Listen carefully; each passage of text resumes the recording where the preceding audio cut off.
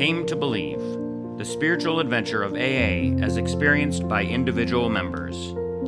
Welcome to the Sunday edition of Sober Readings, where I read short stories from the book Came to Believe. This week, we're back at Chapter 1, which is titled Spiritual, with a question mark. But like we do in all literature meetings, I'll begin with the foreword. 5 years of preparation and earnest thought have gone into this booklet, since an AA member first pointed out the need for it. The description of Alcoholics Anonymous as a spiritual program has been confusing to some newcomers, many of whom tend to translate spiritual as religious. But, as our co-founder Dr. Bob said in an AA Grapevine article, we are not bound by theological doctrine. We are many minds in our organization. Came to Believe is designed as an outlet for the rich diversity of convictions implied in God as We Understood Him. Most of the material was written expressly for the booklet in response to an appeal issued by the General Services Office. The places of origin shown for each story or brief comment indicate how widespread this response was, and the fellowship can be grateful to all those who took the trouble to set down their spiritual journeys in writing, whether or not their contributions appear in this booklet. Without such a broad view of membership thinking, it would not have been possible to make a truly representative selection. Originally, our co-founder Bill W. planned to write a foreword. In lieu of this, the introductions to each section reflect Bill's outlook, already on record in the book As Bill Sees It. So Chapter 1 is titled Spiritual. Do not let any prejudice you may have against spiritual terms deter you from honestly asking yourself what they might mean to you. Bill W. That's from Alcoholics Anonymous, page 47. So the first story in Chapter 1 is titled The Opening to the Spiritual World. AA is a spiritual program and a spiritual way of life. Even the first half of the first step, we admitted we were powerless over alcohol, is a spiritual experience. An AA member needs more than physical capabilities. He needs the use of his full faculties as a human being to hear the message, to think about it, to review the effects of the past, to realize, to admit, and to accept. These processes are activities of the mind, which is part of the spirit. Yes, I began with blind faith, but the proof of truth is that it works. I believed those who said they had suffered from alcoholism, but through AA were now enjoying sobriety. So the truth was there for me to see. But shortly I knew the truth from my own experience. I was not only released from the compulsion to drink, I was guided toward a compulsion to live. AA also made me very much aware, by constant repetition, of my freedom of choice, and this is the human faculty of willpower. As time has gone on in sobriety, I have been offered and have used the opportunity to learn more about humanity by learning more about myself. I now realize that when I first said at an AA meeting, "My name is Tom and I'm an alcoholic," I was expressing the first truth I had known about myself. Think of the spirituality in such statements. My name tells me that I am a human being. The fact that I can know it, think about it, and communicate it reinforces my humanity and makes me aware and excited that I am. This, then, became the opening to the spiritual world. With the guidance of the program and the encouragement and examples within the fellowship, I could begin to find out about myself and be prepared to accept what I found. I learned in the fellowship that if others could accept me and love me as I was, then I should love myself as I was.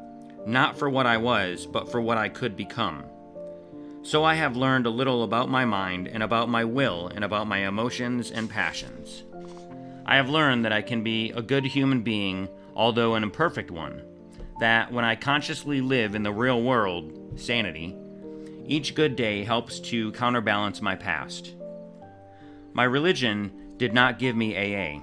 AA gave me greater strength in my religion. The simple contrast between active alcoholism and active sobriety has helped me to seek, to listen, and to apply the good principles of living, and I am rewarded with much more excitement and joy than was mine before AA sobriety. By accepting this sobriety Gratefully, as a gift, and using it willingly, I have become aware of other gifts available to me as a human being. To get the benefits, I need only ask and then use. This is the crux of the program and the crux of living: acceptance and action. The gift of understanding has allowed the simple messages from my parents, my teachers, and my church to take on new meaning and soundness. With the gift of serenity, I am ready and willing to accept what God permits to happen to me. With the gift of courage, to take action to change the things I can for the good of myself and others. The gift of wisdom has been given to me so that in personal relationships, I may act intelligently and with love, or, as it has also been expressed, with competence and compassion. Now I am trying to grasp the idea of living inside out. The big book, as Bill sees it, the AA way of life, 24 hours a day, the meetings, the experiences, the consciousness of change in myself, in my thinking, my choices, and my habits. All of these are spiritual. There is the spirituality of the AA way of life, which simply makes us aware of our individual inner resources. There is no materialism in AA, just spirituality. If we take care of our inner needs, our other needs will be provided for. I have come to believe that the gift of sobriety is what gives value and dignity to my life. It is this that I have to share, and it grows as it is shared. El Cerrito, California. The next short story is titled, How Fortunate We Are. I call Kinlochard my spiritual home. It is a wee hamlet nestling in a valley between the hills and on the banks of Loch Ard. I never tire of gazing across it to the forest on the far side, with its hundreds of shades of green, reflected in the surface of the loch. Peregrine falcons are nesting on the crags above, and the heron slowly wings its way up the loch to its nest in the huge trees on a small island. The swans, mallard, and grayback ducks share the banks with sandpipers and coots, and a few fishermen casting for trout. Sometimes I can see, far up the hill, a stag and a hind crossing a clearing, and, if I'm lucky, a couple of otters playing on the rocks beside the loch. Peace prevails. When I first discovered Kinlochard, I was on one of my prolonged binges. Even then, the beauty and tranquility got through the alcoholic haze. Now that I have sobriety, I try to visit this place of rest twice a year and marvel at the majesty of our Creator. I see no beauty in art. Sculpture and architecture are man-made and cannot rival the Creator's work. How can we hope to better the Master who taught us? How fortunate we alcoholics are to have a malady which compels us to seek recovery through the spiritual. Egremont, England. The next very short story is titled, AA is a Philosophy. A religion, properly, is of divine origin, governs the person in his relationship with his higher power, and promises its rewards and punishments after death.